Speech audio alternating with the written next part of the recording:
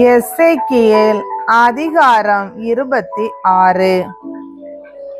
11ஆம் ஆண்டில் மாதத்தின் முதல் நாள் ஆண்டவரின் வாக்கு எனக்கு அருளப்பட்டது.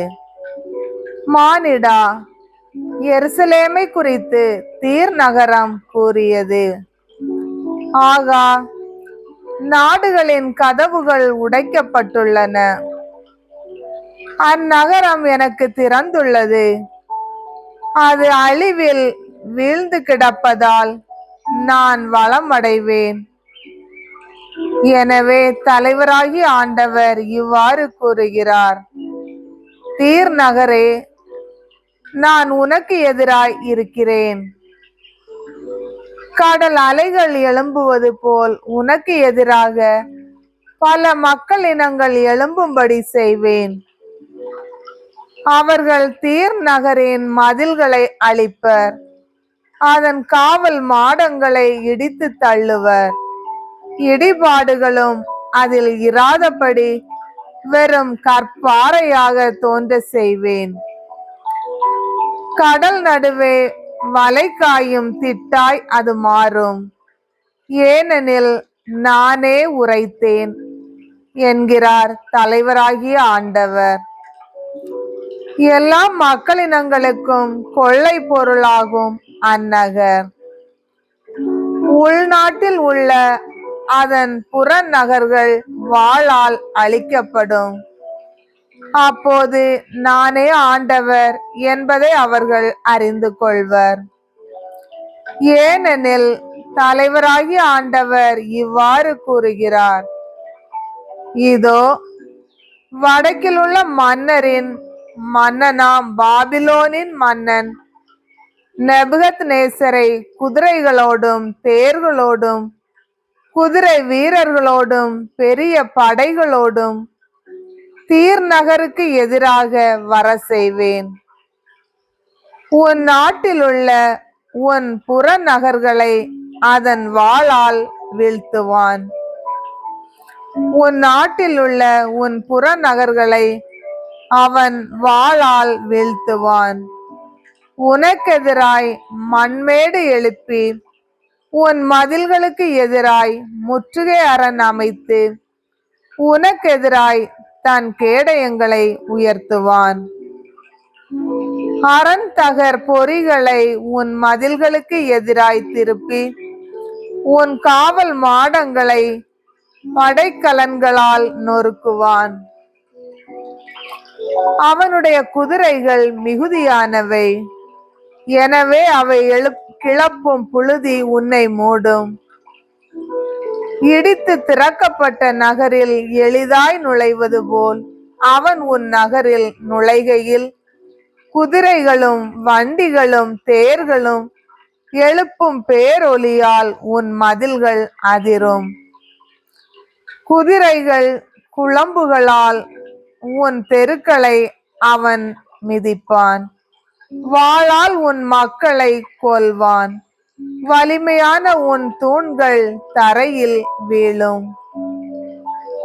அவர்கள் உன் செல்வத்தை கொள்ளையடித்து உன் வாணிப சரக்கை பறித்து கொண்டு போவர்.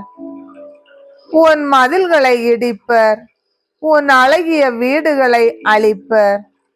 உன் கற்களையும் மரங்களையும் இடிபாடுகளையும் கடலில் எறிவர். உன் பாடலின் ஒலியை நிறுத்தி விடுவேன். இனிமேல் உன் யாழோசை கேட்காது. உன்னை ஒரு வெறுமையான பாறையாக்குவேன். நீயோ வலை காயும் திட்டாவாய். ஒருபோதும் நீ திரும்ப கட்டி எழுப்பப்பட மாட்டாய். ஏனெனில் ஆண்டவராகிய நானே இதை உரைத்தேன் என்கிறார் தலைவராகிய ஆண்டவர்.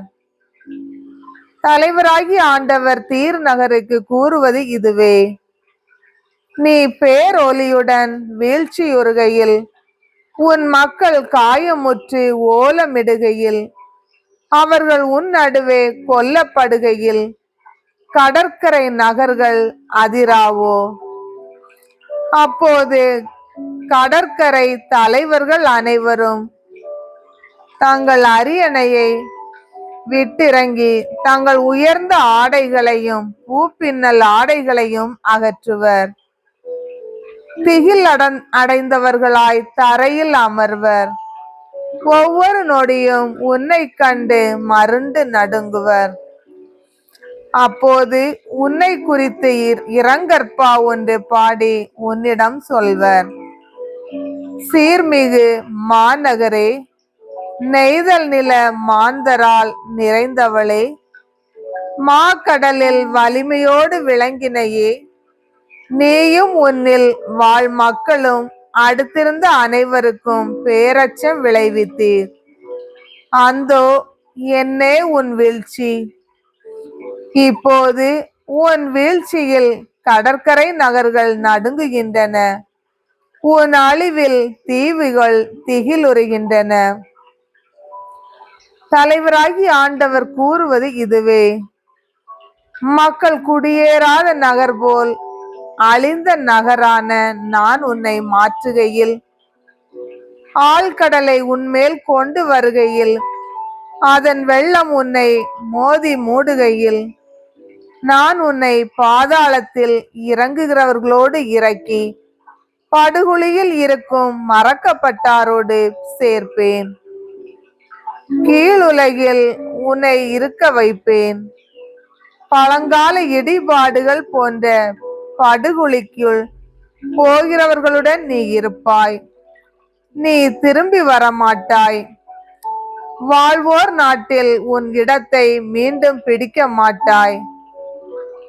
உன்னை நடுங்குதற்குரிய முடிவுக்கு கொண்டு வருவேன். நீ இனி இருக்க மாட்டாய். உன்னை தேடுவார்கள், ஆனால் நீ காணப்பட மாட்டாய் என்கிறார் தலைவராகிய ஆண்டவர்.